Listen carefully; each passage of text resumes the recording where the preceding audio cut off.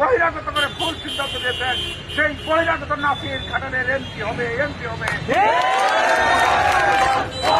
এবং বিএনপির নেতৃত্বে আপনাদের করলেন। এই জন্য সবাইকে আন্তরিক ধন্যবাদ এবং শুভেচ্ছা জানিয়ে আপনাদেরকে ব্যক্তিগত বলতে চাই, আমরা জিয়ার আদর্শের সৈনিক, আমরা ভাঙতে পারি কিন্তু মস্কাতে পারি না।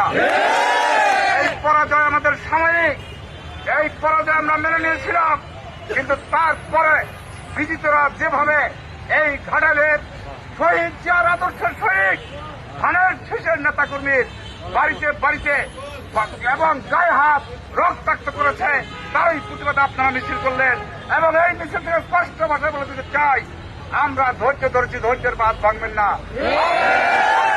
নিয়ে আওয়ামী লীগের সন্ত্রাসীরা যারা 17 বছর এই ঘাটালের মাটিতে বিএনপিকে কথা বলতে দেয় নাই, তাদেরকে সঙ্গে নিয়ে 5ই আগস্টের প্রতিশোধ তারা মনে হয় এই 12 নির্বাচনের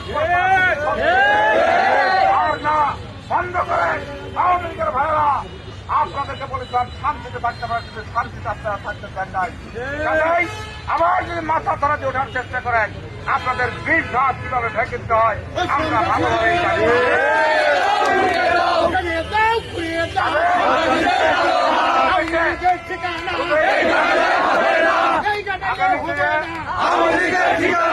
আমরা অত্যন্ত ধৈর্যের সাথে সকল কিছু মোকাবেলা করতে চাই। আপনারা ধৈর্য ধরবেন, আমাদের যারা যেন এই ঘাটালের কোনো মানুষের কোনো ক্ষতি না হয়, কোনো দোকানপাট বাড়ি ঘর কেউ যেন আমরা কোনো ক্ষতিগ্রস্ত না করি। এখন পর্যন্ত করে নাই, ভবিষ্যতে কালকে তারেক জিয়া শপথ নেওয়ার পরও যেন কেউ না করেন। আমরা এই ঘাটালের মানুষকে ভালোবেসে তাদের মন জয়কে বুঝিয়ে দেব, এই ঘাটালের মাটি যাকে আপনারা বহিরাগত করে ভুল সিদ্ধান্ত দিয়েছেন, সেই বহিরাগত নাসির ঘাটালের এমপি হবে।